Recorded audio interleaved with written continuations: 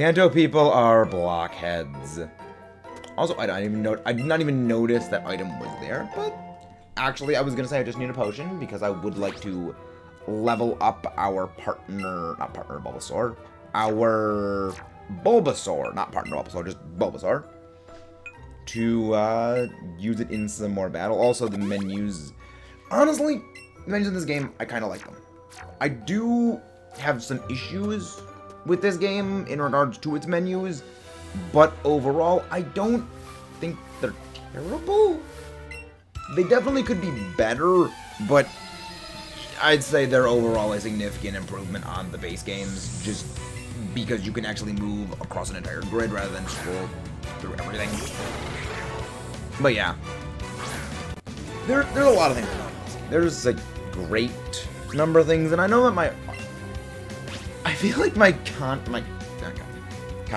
commentary for this game is a little more janky, I guess I should say, when it comes to, like, just talking. Because I haven't actually played a Pokemon game for the channel as a Let's Play in a very long time. So kind of getting that, switching my brain over from, like, all the blind games we've been doing, from like Fossil Fighters, Metroid, switching over from that back to Pokemon, it's a little, I guess, like, difficult to wrap my brain around. Kind of switch back in that mindset. Considering that was what I built the channel initially starting on. I mean, granted, it's also probably a lot to deal with. Like, I'm more used to sort of talking with the stream chat nowadays for certain things when stuff is not always going on, and when it comes to Pokemon battles, there really isn't that much going on, so it's a long process of strangeness, I guess is the best way to say it. And you guys are all probably wondering, why is he talking about this? It's completely fine. It's the same stuff he always does.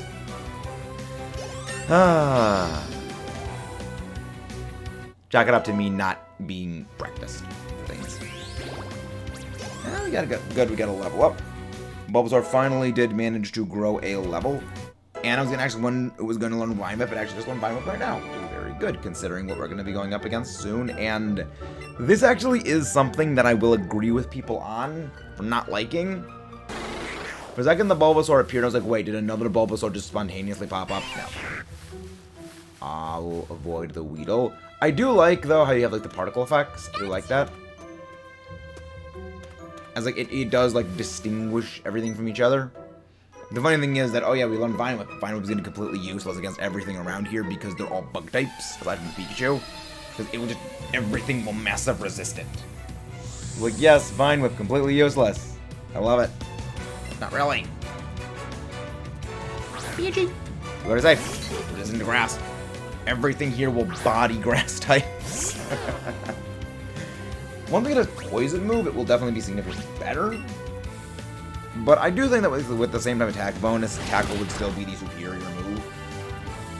Because we don't have Overgrow in this game, because Overgrow doesn't exist in this game, because again, as mentioned last time, abilities don't exist. Which, I don't think it's that bad that abilities don't exist. Because there are definitely some positives I can say of abilities not existing with. There are some Pokemon that have, like, abilities that make them really, really, really good. As well as those other abilities that just are really kind of useless. And one of them that I remember is, like, Inner Focus. It's kind of annoying because, oh yeah, well, I use, flinching. Oh, you just can't be flinched. Well, now everything can be flinched. Though it is annoying, like, oh yeah, I have things like Intimidate, and Intimidate doesn't exist. Love Intimidate. It's a really, really good ability. It's great. I mean, the net benefits of the abilities existing, I think there are net benefits to abilities existing, especially in a Kanto game. But I see what they were going for with the game. They were trying to make it back to more the original games and make things more back to basics. And I can respect. It was a phrasing I did for something else. It was, I can respect the idea, even if I think I can respect the motivation, even if I think the execution was flawed. There we go. Words are hard. Also, as I mentioned a little bit before, there are ways of getting the rare spawn without having to use the catch combo system. That is the lure system. We actually just acquired a lure right there. They make Pokemon significantly more likely to be just appearing in the overworld. Also, wow, I just realized, oh yeah, Bulbasaur just doesn't run poison moves by level up, so I can poison powder. It's kind of annoying.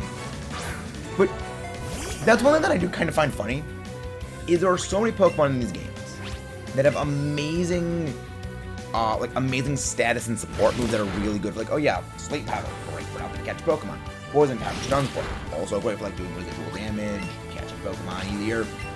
Yeah, because the catching system in this game is just throw Pokeballs at things, that entire system kind of doesn't exist. So, it takes a little bit less of a reason to use some of those things that actually have those amazing techie moves.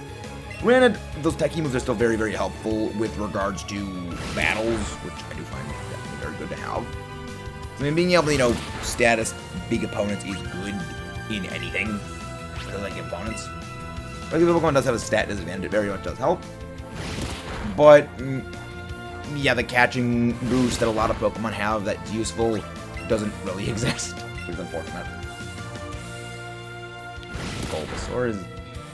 Thankfully, these guys did not use any form of boosting. I mean, not Harden, which would kind of been annoying. I could have always just swapped out to Pikachu. I could always just swap out to Pikachu if I needed to do anything. But with that, we have cleared the Viridian Forest and made our way to this place. What do you have to say? Type 1 CP, the higher its combat power is. Here CP values made of various stats things combining. Yeah, we're not really going to be going into the CP formula. Reason why is that because of Pokemon's differing stats, the CP formula can kind of be wonky. But, as we've seen, we've made it to Pewter City. I mean, if you stay in one place and there's only a single pathing we can go on, eventually we'll run into each other, Trace. There's a Pokemon gym up this way. You can battle against the gym leader there. He is seriously strong. You want to get stronger, you definitely want to take him on. These are really good for battle, huh, too? Why wouldn't it be? Making me want to cheer my guys, too. Here, take these. We receive 5 potions from Trace. Quite useful. But, bought some of the prize of money I've been earning on my battles, beat the gym leader, and you can also choose Pokemon trainer. Give it your best. So, this is one thing that we're actually going to be getting into right about now that I know a lot of people are not fans of. And that is, before you fight Brock, well, we all know who the first gym is. We all know it's Brock. It's been the same gym leader at the Pewter City gym for what? 26 and then some years. We all know it's Brock. Don't need to, not spoil things. Before they make you fight Brock, before you can fight Brock, they make you go and get a grass type. I am not especially fond of this. I get why. This game is definitely designed, I'll go into a bit why. I understand why they did it. I don't like that they did it, but I can understand why. And I do love how this is actually the first game. Oh yeah, they're just stands on the side of the gyms, because these are actually spectacles people watch. Hi there, down at the gym. I'm not a trainer, but I can help you with the gym leader now. Let's get started. The gym only allows trainers who know type met. See, this is why I understand it. People have been telling before, using either grass or water types before you show a grass or water type if you want to face the gym leader. I understand why they do this. I actually don't even think you can get a water type by this point in the game, so you have to get a grass type. There's a reason why they did this. This game was designed for the Pokemon Go audience in mind. As you can tell from the name being Let's Go, it was very clearly designed. Hey, Amara, you just added you and you're a Pokemon from Kalos. One of the few ones I like. And honestly, is a rock type as well, so it's kind of fitting. I don't know if you guys know, there's a thunderstorm outside right now, which is kind of funny considering it's the Pewter City Gym in the middle of a thunderstorm with rain. But the reason why that they do make this happen comes very largely from the Go audience are people generally only familiar with Pokemon through the game Pokemon Go. They don't really have as much mainline game experience, even though I know there is a lot of debate whether Let's Go is itself a mainline game or not. There is a significant amount of understanding I have for, yes, I get why they do this. For a lot of us, more veteran players who know the games very well, like we know type matchups like the back of our freaking hands, it's just kind of annoying to us. But to those of us that, we're not really the most informed on typing matchups, it's actually a very useful thing to go over, because how else will they learn how type matchups work? Especially in a game like this, where your starters are both, by default, at a typing disadvantage with regards to Brock's Pokemon. You are using an electric type, and a grass, and an electric type, and a normal type, against a trainer that exclusively used rock and ground. Yes, you learn double kick on both Eevee and Pikachu at an early level, but they are both still physically very defensive. And if you actually look at almost every Pokemon that is obtainable even before coming to the Pewter City Gym, we're talking about normal types, flying types, bug types, and poison types. All of them are at a distinct negative typing advantage, or typing matchup, against Brock. So, basically throwing everything in the game against someone that will, by typing, not match up well against Brock makes a lot of sense when you consider if people don't really know typing matchups that much, and there's only maybe 2 or 3 Pokemon in the entire game up to this point that will have a positive matchup. Yeah, that actually makes a lot of sense. It's just for us it comes off as very annoying. But I can certainly understand why, even if I think the execution was not great. I think that very much some sort of question of, have you, is this your first time playing Pokemon, or some form of, well, asking your experience level of Pokemon. Say, I made it on my tab to get to the gym later. Exactly. Let's talk to you. What do you have to say, man? Rocket Mountain Moon. I'm on the phone. Scram. Okay, you jerk. We're gonna Pokemon with the girl next to me. 2 Pikachu. I figured I might as well trade one. I do like how they actually have a switch. You want Pikachu? I'm trading my Clefairy for one. I think that's probably a reference. Pewter Crunchies. Sure. I don't know what these actually do, but sure, I'll take a Pewter Crunchy. We have a bag of Pewter Crunchies. Dang it, I want some rock candy. I really could go for some rock candy right now. But yeah, it's annoying to us who know the games, but to people who don't know the games as well, again, the Pokemon Go audience, which are generally a much less mainline game experienced group, it makes sense to have that sort of type matchup, requirement.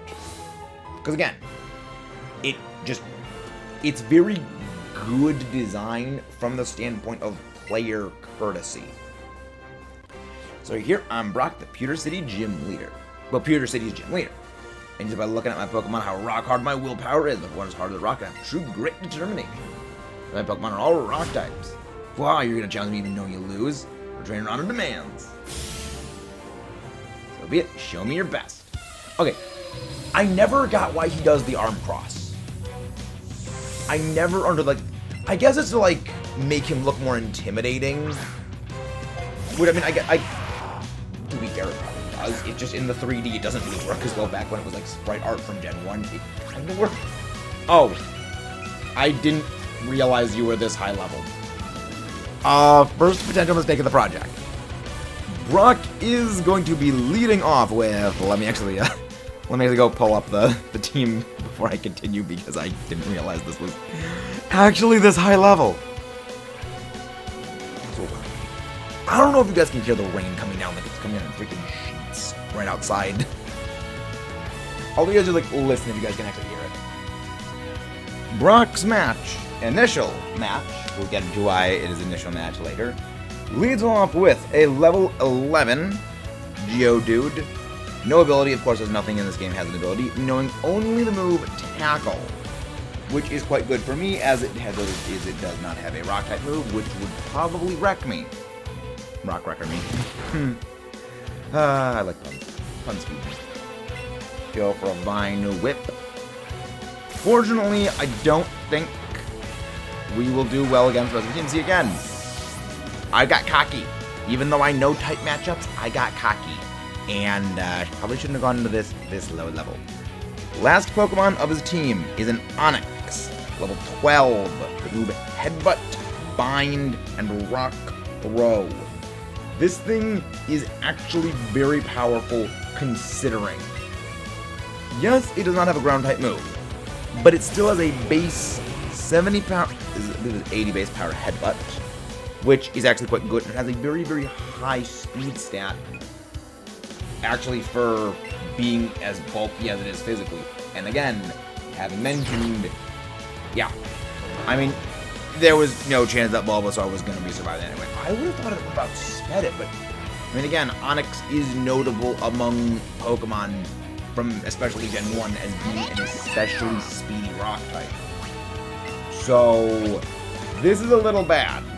As again, let's have a look at, let me just, I know we're not doing bio cards for this game, but I feel it is important to just detail how absolutely bonkers Onyx's defensive stats are for this point in the game. I think it's a little bit worth going over. I'm aware that, this is not a super effective double kick. It's a non-stab double kick. But Onyx base stats for this point in the game are pretty monstrous. Kick. Yeah, just kick a giant rock snake in the face. 70 base speed, so ridiculously fast, and almost nothing other than maybe Pikachu and Eevee will be coming even close to that. 160 base defense. Yeah. Yeah, that thing would be very easily able to tank even Vine Whips by this point in the game. There's a reason why the Geodude was able to take them. But we have defeated Brock. We have broken this Boulder of our first gym leader. We have received the Boulder Badge. I didn't even remember it was called the Boulder Badge. Pokemon level 20 will now obey us. You may actually be wondering why it was that our Pikachu was obeying us despite being above that level. In every game, your starter will always obey you no matter what. Yes, it is why your starter can actually be the highest level of your team, surpassing even the level cap, and it will not disobey. Use a TM or technical machine, you can teach a move to Pokemon within it. TM can be used as many times as you'd like, so use the Pokemon you want. Gains Headbutt, damage your Pokemon by ramming into them with a head as hard as a rock. So we guess one we'll call him a Bonehead. As you can see right here, our partner Pikachu is a little shaking back and forth. The Wiimote, not the Wiimote, not the Nun. I almost said the Wiimote, almost said the Nunchuck. No, the Joy-Con. He's admiring our Pokemon badge, and he does. There are occasionally times where your partner will do things like that. Sorry, Bulbasaur. You fought very well, Bulbasaur. I'm very sorry. I'm very sorry. And yes, you actually can change your nicknames anytime you would like. See, this is the problem. See, that's one of the things about this game that I kind of forgot about, is, yeah, Brock is that high level. Hey there, newbie. Oh, great, it's you. Don't tell me you got... Oh, great, it's you. How did you know that? She looks like a Gramps said. Blue. This is one of the things I love about these games. His name in Japan is actually green. My Gramps, you new kids from Pallet Town become trainer, just like I did once. So I came to check you out. I was thinking you might want some advice on how to beat gyms from extra trainer like me, but looks like I should have too late. Honestly, you're not too shabby yourself. I guess you earned a reward, newbie. 5 Great Balls. You might be a smug little SOB, but at least he gives us good things.